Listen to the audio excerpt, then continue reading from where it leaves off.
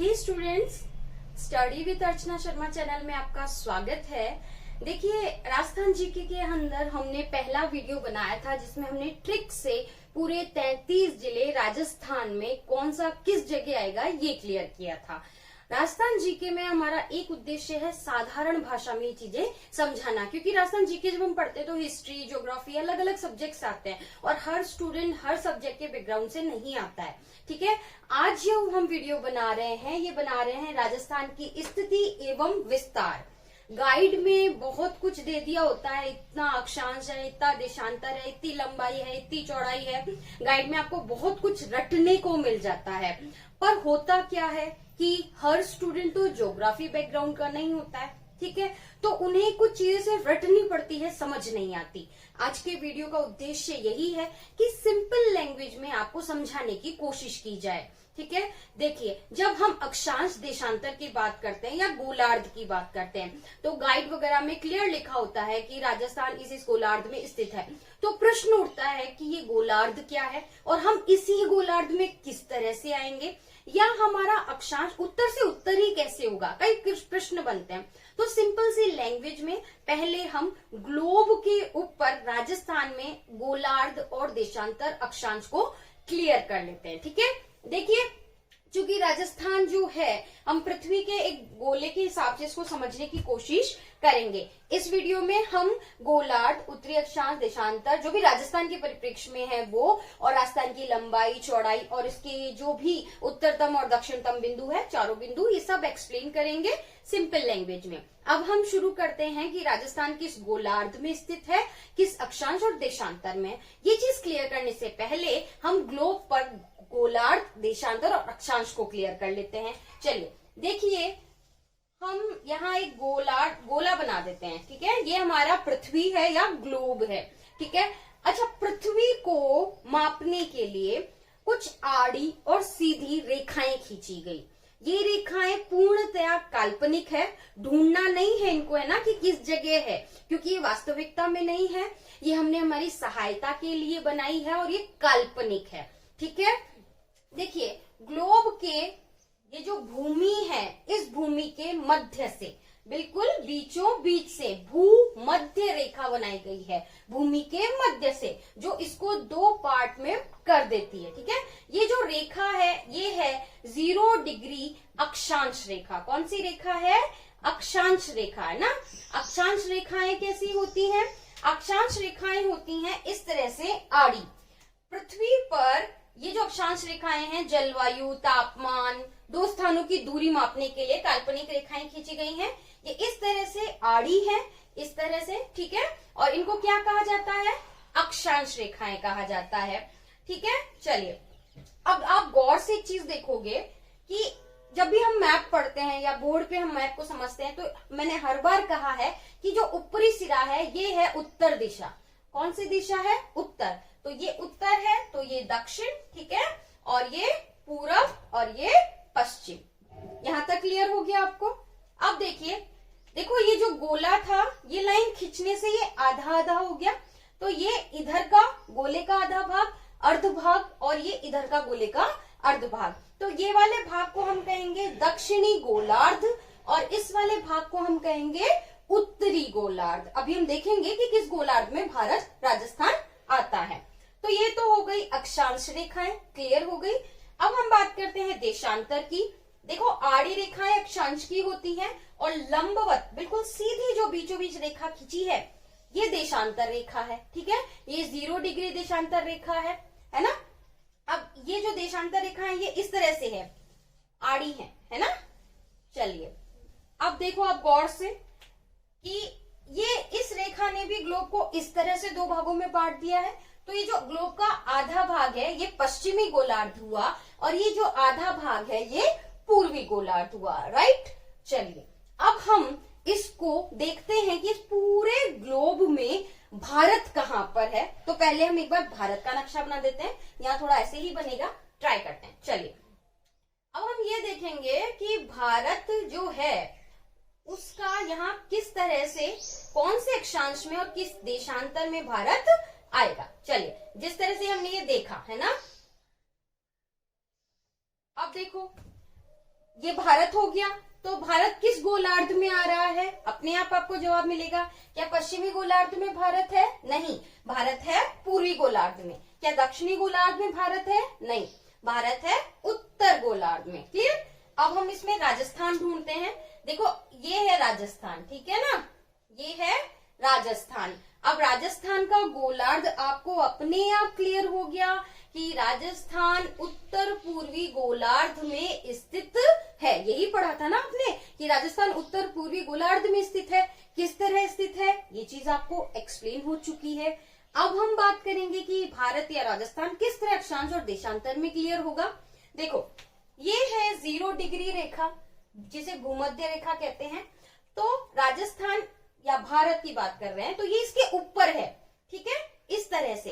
तो इस तरह से जब हम देखते हैं तो इसके बाद में कर्क रेखा, मकर रेखा, ये 2 मेन रेखाएं होती है ना जो अपन ज्योग्राफी पढ़ते हैं जब पता चलता है। तो कर्क रेखा होती है 23.5 डिग्री की, जो राजस्थान से हल्का सा ऊपर से निकलती है, ठीक है। तो ये रेखा क्या हुई? कर्क रेखा, है ना, कर्क रेखा। इसमें बहुत सारे प्रश्न बन जाते हैं। राजस्थान जीके पे भी बहुत सारे प्रश्न बनते हैं, अलग से नेक्स्ट वीडियो में हम इसे क्लियर कर लेंगे, ठीक है। 23.5 डिग्री की, है ना। अब राजस्थान तो यहां से ही शुरू हो रहा है, तो हमें देखना होगा कि ये इस जगह कौन सा अक्षांश आ रहा है। तो राजस्थान कर्क रेखा से थोड़ा सा नीचे से शुरू हो रहा है, और ये किस अक्षांश पर आ रहा है? ये आ रहा है, देखो कर्क रेखा से थोड़ा नीचे है और भूमध्य रेखा से इस तरह से ऊपर चलने पे राजस्थान मिल रहा है ना। तो ध्यान रखना कि राजस्थान का जो हम 23 डिग्री 3 उत्तरी अक्षांश पढ़ने वाले हैं वो राजस्थान के नीचे वाले हिस्से होगा, दक्षिणी तक होगा, क्योंकि इधर से चलेंगे तो दक्षिणी भाग ही पहले आ रहा है ना, तो दक्षिणी भाग में आएगा। और ये क्या आएगा? 23 डिग्री 3 मिनट उत्तरी अक्षांश। ये जो साइन होता है ना, जिस तरह से हम लिखते हैं 23 डिग्री, तो ये तो साइन किसका है? डिग्री का। और ये जो 3 के बाद हम यहां लगाते हैं ये साइन होता है मिनट का, ठीक है। चलिए अब हमने देखा कि राजस्थान अक्षांश के हिसाब से इधर से चलेंगे 0 डिग्री के बाद में इस तरह चलते हुए 23 डिग्री 3 मिनट उत्तरी अक्षांश पर स्थित है। अच्छा, यहां से राजस्थान कहां तक के अक्षांश तक फैला हुआ है? तो इस तरह चलेंगे, ऊपर की तरफ चलेंगे ना हम, तो ये बढ़ता हुआ जाएगा, ये बढ़ता हुआ जाएगा, और ये हो जाएगा 30 डिग्री 12 मिनट उत्तरी अक्षांश, ठीक है। क्या हो जाएगा? 30 डिग्री 12 मिनट उत्तरी अक्षांश। इसी तरह से देखो हम इसमें भी समझेंगे बड़े रूप में, फिलहाल मैं ग्लोब में क्लियर करना चाहती हूँ ताकि आपके माइंड में क्लियर रहे, ठीक है, क्योंकि सेंस के प्रश्न आते हैं। इस अक्षांश पे ये है तो कितने अक्षांश पे क्या होगा, तो इसके लिए आपको रियल में ये समझना होगा। अब हम देशांतर की बात करें, देखो यहाँ 0 डिग्री है तो इस तरफ से चलेंगे हम, है ना, यहाँ 0 डिग्री है तो इस तरफ से ही चलेंगे ना। तो इधर से चलने पे पहले कौन सा बनेगा देशांतर? इधर वाला, पश्चिम वाला, है ना। अच्छा, अब यहां से राजस्थान शुरू हो रहा है तो यहाँ कौन सा देशांतर है? 69 डिग्री 30 देशांतर है। कितना देशांतर है? 69 डिग्री 30 मिनट पूर्वी देशांतर। क्यों? क्योंकि हम पूर्वी गोलार्ध में हैं, और इधर से हमने उत्तरी किया है क्योंकि हम उत्तरी गोलार्ध में हैं। ये तो चीज क्लियर हो चुकी है ना। चलिए अब यहां से चलते हैं, इस तरह से हम आगे बढ़े और राजस्थान यहां तक आ रहा है ना। तो अब यहाँ पर क्या होगा? यहाँ कौन सा देशांतर है? यहाँ है 78 डिग्री 17 मिनट पूर्वी देशांतर। क्लियर? चलिए 78 डिग्री 17 मिनट पूर्वी देशांतर। ये तो ग्लोब में हमने राजस्थान की स्थिति समझ ली। अब हम बड़े रूप में इसको इधर एक्सप्लेन कर लेते हैं, ठीक है। चलो अब देखो इधर की बात करते हैं। तो सबसे पहली चीज, जब भी प्रश्न उठता है तो सबसे बात यही होती है किस गोलार्ध में है? तो राजस्थान उत्तर पूर्वी गोलार्ध में स्थित है। किस अक्षांश पे है? तो हमने ये देखा कि भूमध्य रेखा के ऊपर है। ऐसे समझो आप इसको कि देखो जो कर्क रेखा है ना, ये डूंगरपुर की सीमा को छूती है और बांसवाड़ा के मध्य से निकलती है, ये मान लो आप, है ना। तो कर्क रेखा कहां से निकल रही है? यहां से 23.5 डिग्री। ये क्या है? कर्क रेखा है ना। और राजस्थान यहां से शुरू हो रहा है तो हमें ये अक्षांश देखना होगा, ये वाला, कि यहाँ कौन सा अक्षांश है। देखो भूमध्य रेखा नीचे से थी, फिर ऊपर ऊपर हम चलते हैं और यहाँ से अक्षांश में शुरू होता है। तो यहाँ क्या था? यहाँ था 23 डिग्री 3 मिनट उत्तरी अक्षांश। ठीक है, अब तो आपको समझ में आ ही गया होगा, तो ये डेटा याद रख लीजिएगा आप। उत्तरी अक्षांश, ठीक है, क्या है? 23 डिग्री 3 मिनट उत्तरी अक्षांश। अच्छा, ये चीज यहाँ नहीं है, ये चीज यहाँ नीचे ही आएगी। कॉमन सेंस है, भूमध्य रेखा से हम ऊपर उठते हैं तो हम ऊपर की तरफ है ना। तो पहले शुरुआत कहाँ से होगी? यहाँ से होगी ना, 23 डिग्री 3 उत्तरी अक्षांश। अच्छा, अब ये यहाँ अक्षांश क्लियर करते करते करते एंड में हम किस अक्षांश तक पहुंचे? हमारा फैलाव किस अक्षांश तक है? तो ये है, कितना है अभी क्लियर किया था, 30 डिग्री 12 मिनट उत्तरी अक्षांश। तो यहाँ क्या आएगा? 30 डिग्री 12 मिनट उत्तरी अक्षांश। चलो, अक्षांश की स्थिति मेरे हिसाब से बिल्कुल क्लियर हो चुकी है। आप समझ चुके हैं कि ये हमारा इस तरह से 23 डिग्री 3 उत्तरी अक्षांश से 30 डिग्री 12 उत्तरी अक्षांश होता है। अब हम इसको देशांतर में समझ लेते हैं। अब देखिए, देशांतर में वही चीज मैं दोबारा कहूंगी, चूंकि हमारा इस तरफ गोलार्ध में है, ठीक है, 0 डिग्री इधर है, तो हम इधर से शुरू करेंगे, इधर से पश्चिम वाले बिंदु से।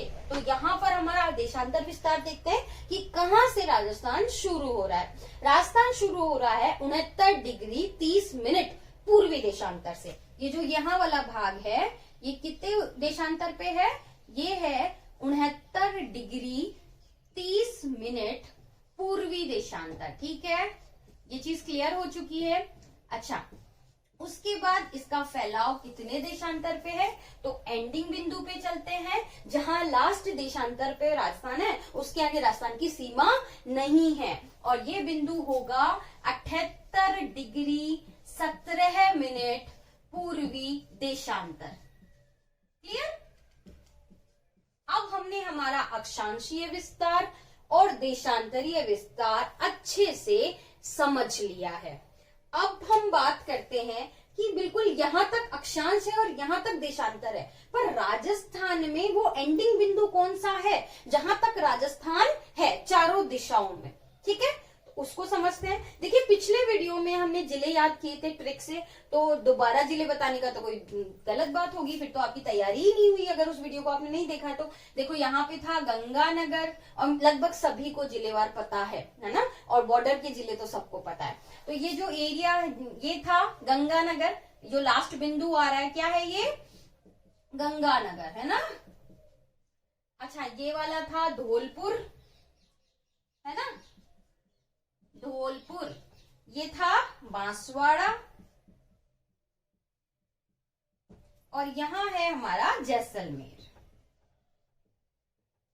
अब हम वो बिंदु देख लेते हैं जहां इनकी सीमा अंत में आती है, उसके आगे राजस्थान की सीमा नहीं है। उत्तर की बात करते हैं, तो उत्तर में देखो ये कोना नजर आ रहा है ना, ये कोना कॉमन सी चीज है, सब ऐसे ही याद करते हैं इसको। ये जो कोना है, यहां तक राजस्थान है ना।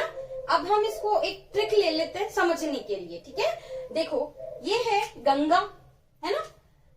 गंगा उत्तर के कोने से निकलकर, गंगा उत्तर के कोने से निकलकर, मतलब गंगानगर, तहसील भी गंगानगर है, गंगा है ना, तो तहसील भी गंगानगर है। कोने से मतलब कोण गांव, कोने से मतलब क्या होगा? कोण गांव।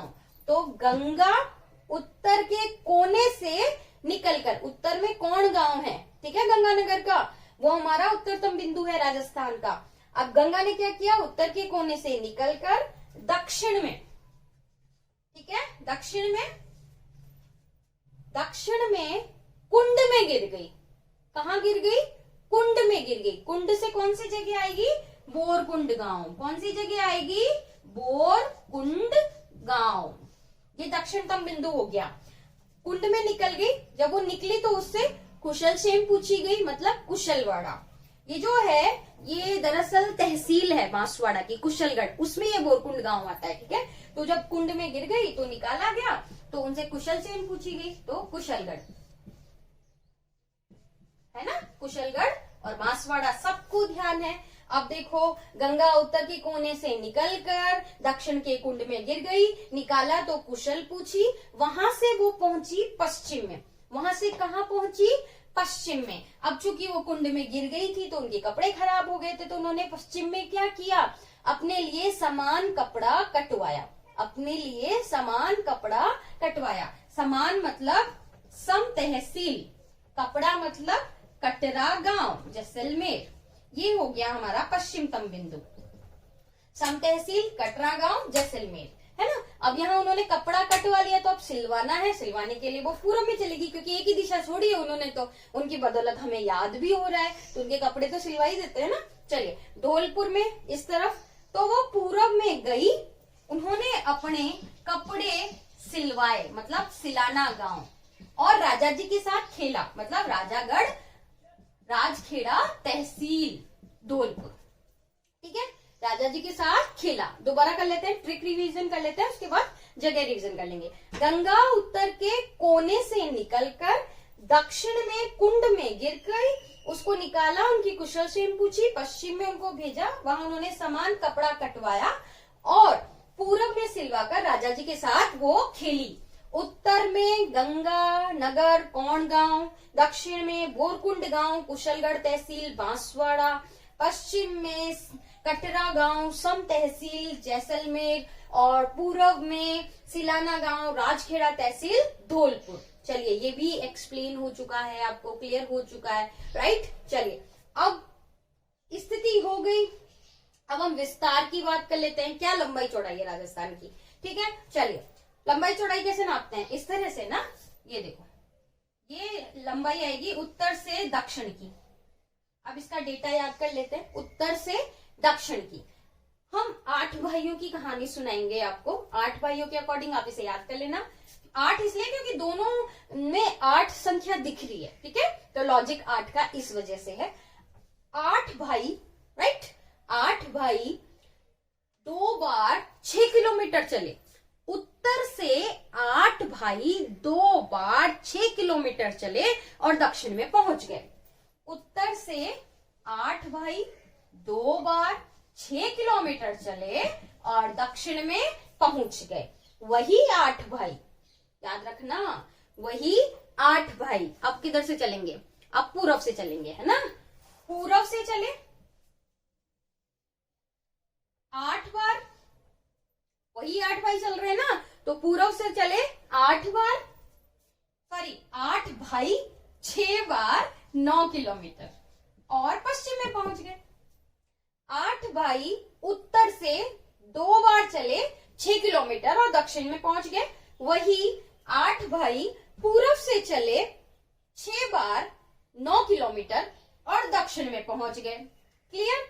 तो राजस्थान उत्तर से दक्षिण में है 826 किलोमीटर और पूर्व से पश्चिम में है 869 किलोमीटर। यहां तक भी आपका क्लियर हो चुका है। चलिए, बहुत सिंपल सी लैंग्वेज में बहुत साधारण तरीके से आपको क्लियर हो गया राजस्थान की स्थिति क्या है, राजस्थान का विस्तार क्या है। ठीक है, थैंक यू, आपने ये वीडियो देखा।